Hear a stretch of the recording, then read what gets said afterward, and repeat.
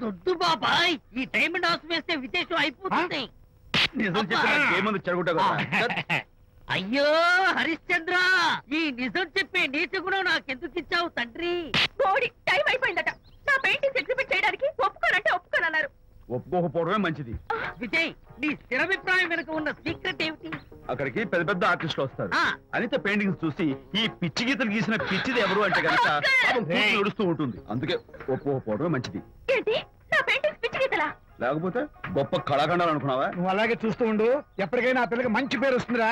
తనకొచ్చే పేరేమో గాని తను వేసిన పెయింటింగ్స్ మాత్రం భలే పేర్లు పెట్టదు. చెప్పు చెప్పు చెప్పు చెప్పు. గూడు లేని గుడ్డు, కొట్టిపోయిన గొడ్డు, వదిలిపోని జిడ్డు. ఇది సూపర్. ఈ పిల్లల లడ్డు లేదా బాబు? అదే ఉంది బాబు. జాము లేని బ్రెడ్ ఉంది.